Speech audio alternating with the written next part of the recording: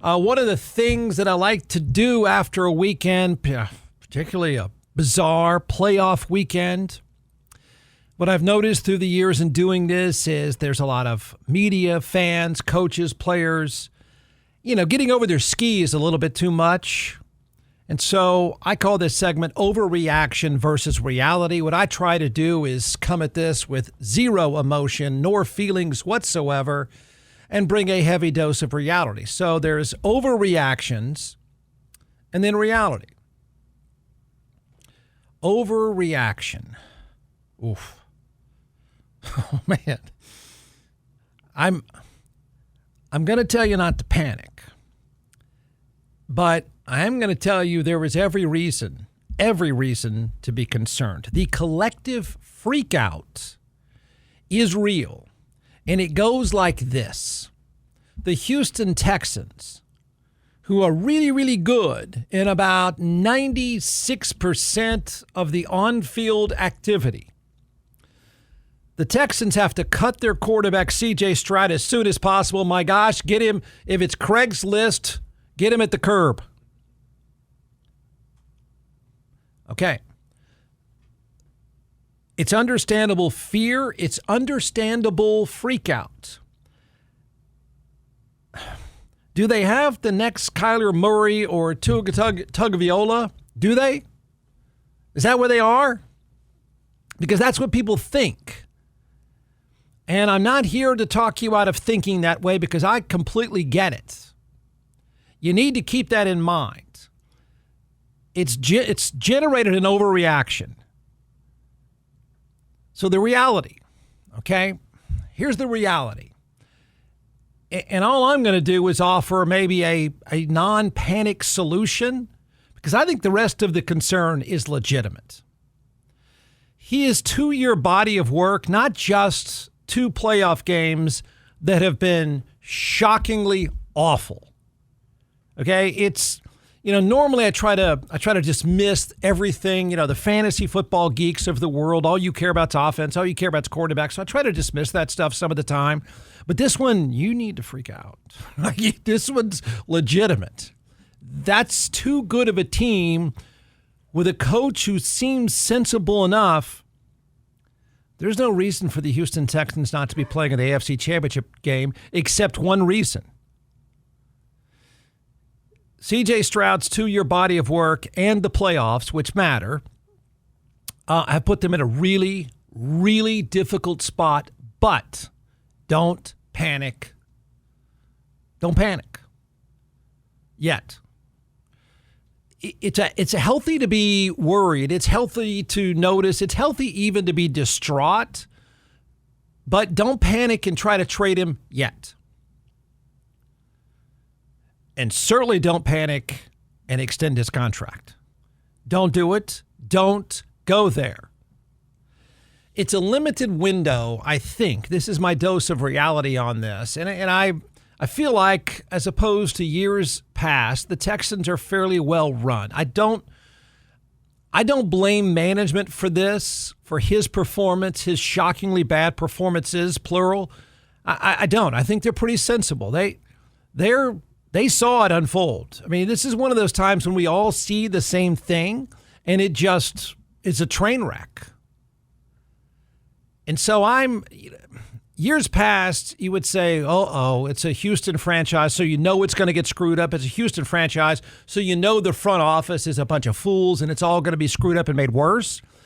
I do think, and here's why I'm saying don't panic. I do think they're fairly well run. I don't blame them for this. He's put them in a bad spot. Now, they got a lot to figure out.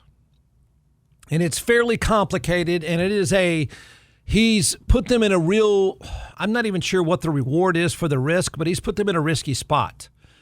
They don't have to bet the house, obviously, on a quarterback that has gone from being the rookie offensive player of the year to a guy that's playing like Kyler Murray or Tua, or go down the list. The Texans, they ruined the season of all-time great defense, mostly because of their quarterback and mostly because they can't catch the freaking ball. the NFL's best defense since the 2013 Super Bowl winning Seahawks. And a numerical argument can be made that this Texans defense is even better than that. But it's been ruined. It's been ruined. I like to say, listen, as long as you play really good defense, your offense can be meh, and you can survive. And they've proven that over time. You can't be absolute trash on offense. You can't. So their great defense was ruined by an offense that wasn't just reckless and bad. Their great defense was ruined by a dumpster fire of an offense led by a dumpster fire of a quarterback. There's no getting around it. Now what? It's complicated and it's franchise defining. For now, everyone is screaming the same thing, I would assume. No effing way do you extend that guy's contract this offseason because it's on the table. Extending his contract would be like the most Houston thing that you could do, right? But I'm gonna trust them more. Now, fans know the economics of the NFL. When you agree, surely know this. This is why there has to be like this fear going on that you do what the New York Giants did, you do what the Cardinals did with Kyler Murray, you do what the Dolphins have done with Tua Tagovailoa, and that is you bet the house on a quarterback and it blows up in your face and your whole team is wrecked.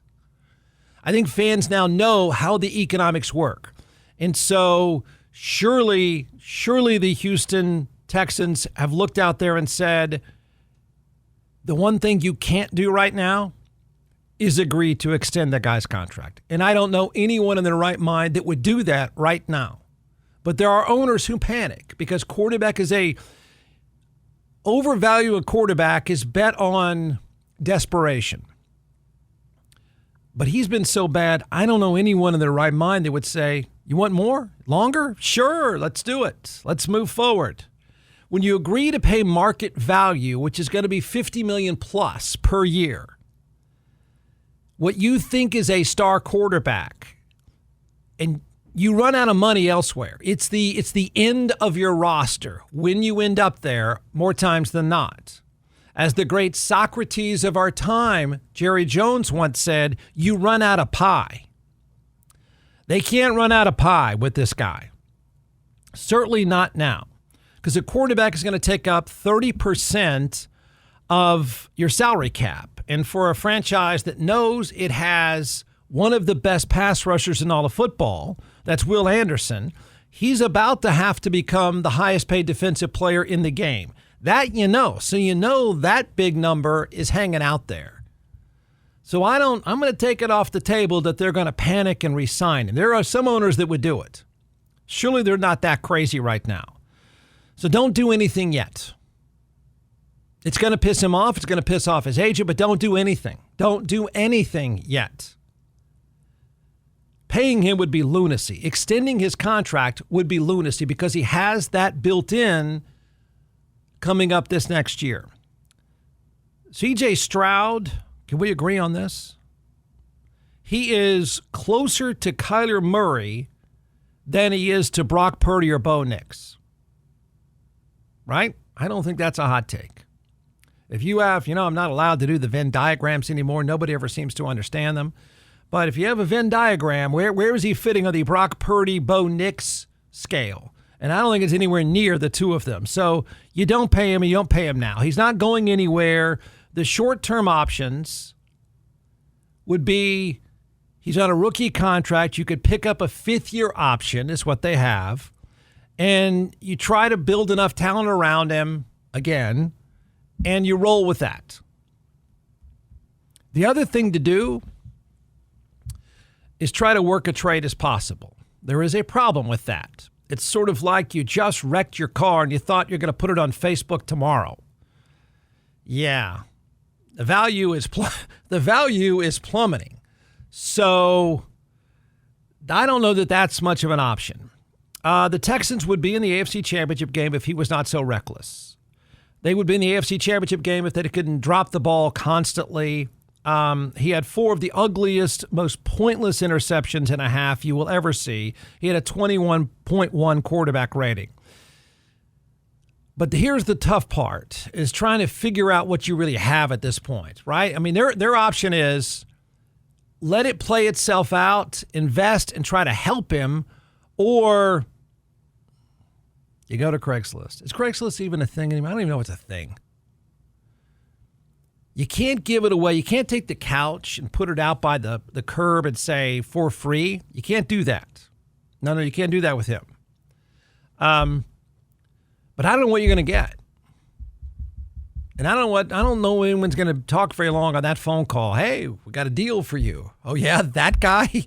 So they're in a really tough spot. And the tough spot is you don't extend his contract because he is up for an extension this year. You extend it and you run the risk of turning your franchise into the Cardinals, betting on Kyler Murray. You run your risk of turning the Texans into the Giants of Daniel Jones. You run the risk, and we can go down the list. You swing and miss at a quarterback, you're screwed for 3 years. So you can't go there. That's just too risky. So now you got to figure out the rest. If you pay him and it goes the wrong way, if you extend him and it goes the wrong way, you are the Miami Dolphins. So would Atlanta make a deal? You could start playing around with the idea, because I think they have to be thinking in these terms. You have two options. That's it. One is, of course, don't panic. Don't panic and pay him. Number two is don't panic and cut him. So you just wait. You figure it out. And then you got to figure out how much you want to invest, why it all went so horribly wrong, and what you want to put around him. You're going to have to tell him and his agent you're not going to pick up his extension next year. You run the risk of pissing him off, but you also run the risk of saying, okay, here's the deal, man. We got a 1-year relationship left. You play great, you get rich. You don't, you're playing elsewhere and we're losing our jobs. That's the reality of this. You could then do the option thing on a 5th year. So find a really good backup and, pat the guy in the back and say, we're going to try the best we can, but we're not paying you. I don't know where it can go in a hurry, just nowhere fast. It's too bad. It's tragic, but it could get worse if you panic. Panic means you pay him. Panic means you re-sign him, and there's no reason to do that now. Reality. Indiana has completed the greatest turnaround in college football history.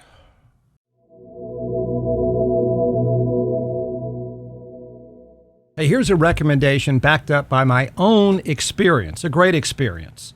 And that is, I've been a client of DJC Law, and I can tell you this. You're going to get 3 things with DJC Law. You'll notice it right away. The difference is you will get peace of mind. They will take care of every single detail perfectly, and you will get the result you deserve. If you're injured by the negligence of someone else, fighting with an insurance company for any reason, trust me when I tell you, you will need DJC Law. Dan Christensen and his team of attorneys have a remarkable track record. I've known Dan a long time.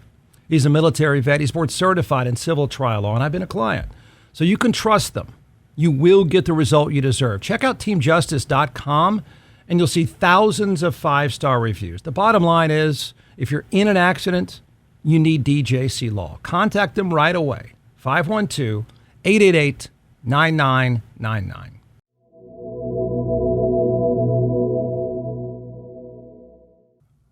That's just reality. We don't have anything even close. Nothing is even close. Kurt Signetti, who is so grumpy, I really, really like him. What did he say last night? He goes something like, let this sink in. Indiana just won the national championship. Okay, the worst. You can't read it and consume the details enough to fully appreciate what a remarkable turnaround in a short amount of time this has been. The worst program in Power 4 history with 715 losses. A program, I looked this up. 2 years ago, they went to double overtime against 2-10 Akron, who is consistently thought to be the worst team in all of football. Okay? They went 16-0 and completed the greatest run in the history of the sport through a playoff by outscoring teams by an average of 32 points. There's no getting around that it's the biggest turnaround. People talk about sports. I don't know. I mean, I'm not even sure how we start that, but in the industry of college football, it's not even close. We've not found anything to come close. We've not found any comparison. You know that now. Reality. Fernando Mendoza's his run, what was left? About 8 minutes left in the game, maybe a little less than that, on 4th and 4. Okay, where Indiana rolled the dice with a quarterback draw. Remember this play. It'll be around forever. He was spun around, smashed, held his balance, stretched the ball out, got smashed again. It will join the Vince Young 4th down touchdown run against USC as the most iconic championship game play of all time. Those two will always separate themselves. They will stand out. Now, granted, the Mendoza touchdown was not in the last few seconds of the game. The Texas win over USC will still probably be regarded as the best game of all time. But those are the two most iconic plays by a quarterback in modern history. If you don't remember this play, and the setup to this play was pretty cool. I'm not a huge, as you know, and that's why I like Cignetti. They don't play tricked up football. They don't do stupid stuff. I'm not a 4th down, go for it on 4th down kind of guy. Neither is he. But I do understand the logic, probably just from his gut. I do understand the logic of doing this to try to get separation at that time.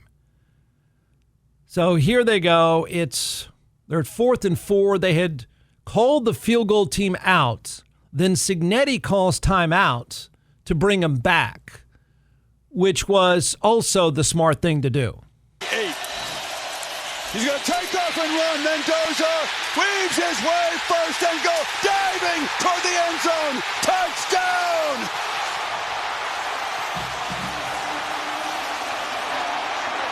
That's why he won the Heisman Trophy.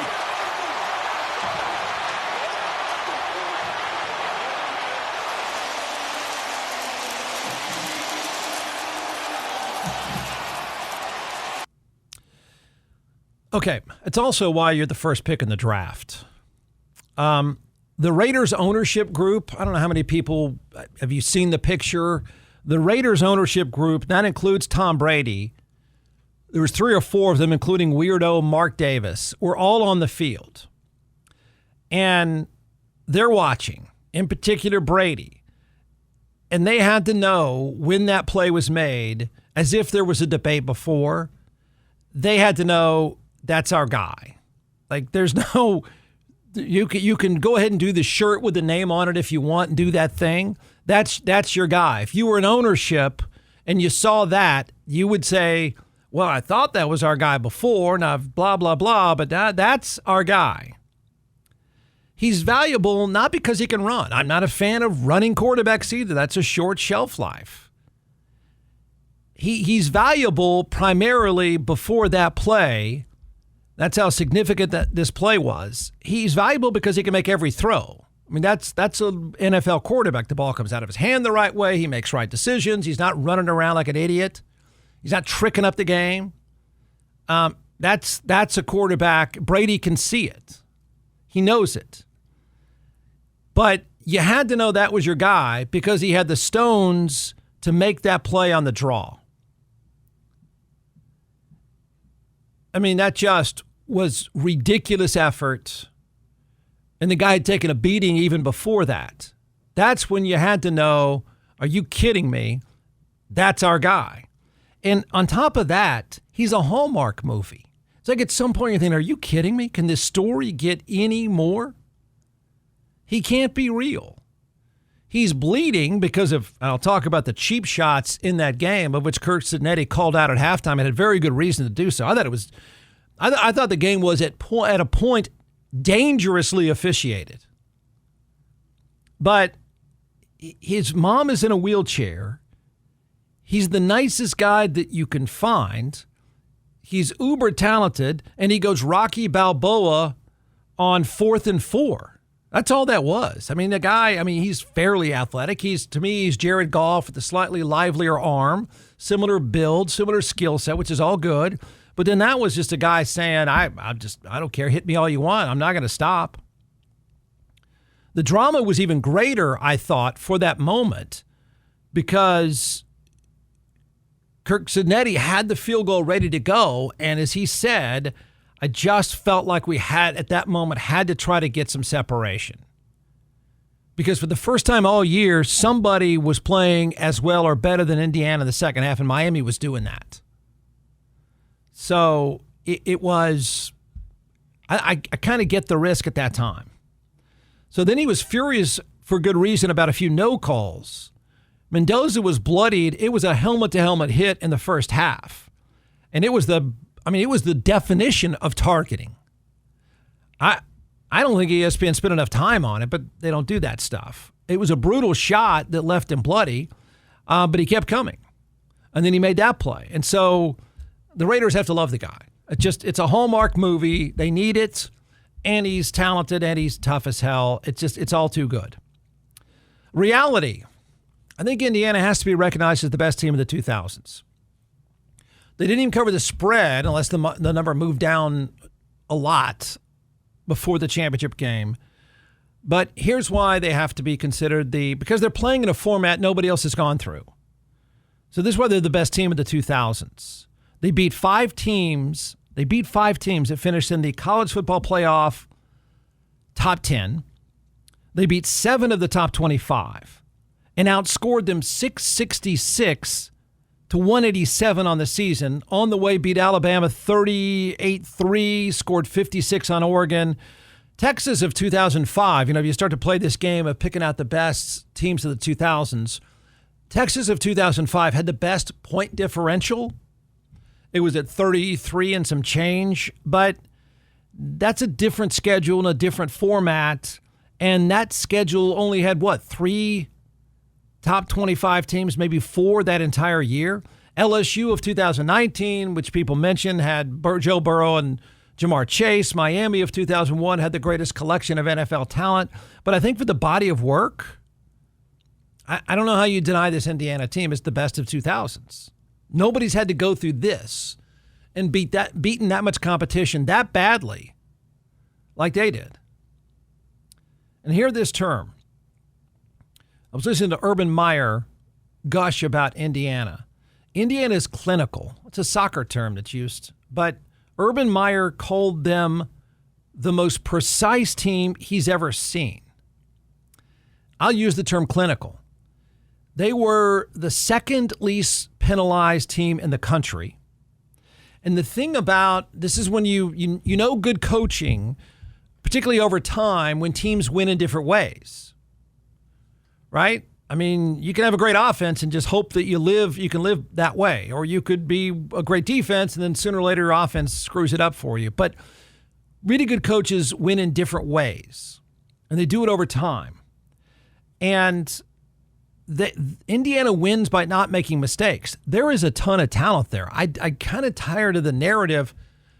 Miami is about as good a defense as you're going to find, and Indiana goes toe-to-toe with them. They're talented all over the field. They don't have weaknesses in their team. Every aspect, they're really good, but they don't make killer mistakes. That's the difference in games. They don't make killer mistakes. They let everyone else make the mistakes. The punt block, which was, I think, arguably the biggest play in the game, was a Miami mistake. Indiana wouldn't do that. Miami had 2 things that killed them. They had the punt block, which was just special teams are always attention to detail. Attention to detail. That's what it is. That's where you know what coaching is like. Watch the special teams. So the punt block was a Miami mistake. Then they had the face mask penalty that gave Indiana a new set of downs. Indiana just wouldn't do that stuff. And so he's right. For Urban Meyer to say that is a lot. They're that clinical. There's a ton of talent everywhere. I mean, nobody can cover their receivers. And that's a great Miami secondary. But they are just absolutely clinical in the way they play the game. And then sooner or later, if it's close, you're going to make a mistake that they won't, and you'll lose. Overreaction. So many NFL coaching jobs have opened up. What was by the end of the weekend, we were at 9, I guess it was. So many jobs available. Some are being filled. Someone is going to offer Bill Belichick a job. Reality. Uh-oh. I mean, if not now, when? The overreaction is surely someone's going to offer him a job. And I'm wondering about Buffalo. But is the reality, because I'm starting to break this down, the reality is somebody named Jeff Hawley will have a head coaching job. I believe he was 22 and 26 at Boston College. Robert Saleh, fired by the Jets, didn't even finish a season, has been hired. And Bill Belichick will not. Mumbling Mike McCarthy, even hipster Mike McDaniel, fired by Miami. They might even have head coaching jobs before Bill Belichick. The second winningest coach in the history of the game who desperately, I know your jokes are going to start. We know what you want to talk about. You want to talk about her and the glitter and all that stuff. But he desperately, I would think, wants back in the game to get that record. He needs, 15 more wins? There are 9 jobs open.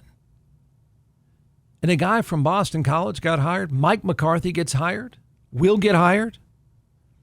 So he's going to keep getting North Carolina's money and I guess keep taking beach selfies with his cheerleader girlfriend because the NFL doesn't want him? Not even the screwed up Titans? Not even the screwed up Cardinals? Oh. So where are we? So let's see. The Giants, Falcons, Dolphins, and now the Titans, reportedly with Robert Saleh, are going to have head coaches. That means the Bills, Steelers, Cardinals, Raiders, Ravens, and Browns are still looking. And are we to believe now he's not going to be hired? I would assume Sean McDermott, who got whacked by the Bills, which is a whole depressing sight by itself, I assume he gets one of the jobs. I don't know yet about Mike Tomlin, but if he wanted one, he'd get one. And then some no-name assistant coaches are going to take the rest of the jobs, and the coach that needs 15 wins to be the all-time winningest coach in NFL history will not get hired. Instead, he'll be taking selfies with his girlfriend. That's what's going to happen? Would you hire him? I would. I mean, I don't know that Josh Allen in Buffalo would be cool with it. I don't know. Maybe no one's cool with it. But think about that. I mean, you're going to see names like this guy who was a defensive coordinator at Green Bay. He was a head coach at Boston College. Jeff Hawley left there and then was with Green Bay. He gets hired and Bill Belichick can't. That's amazing.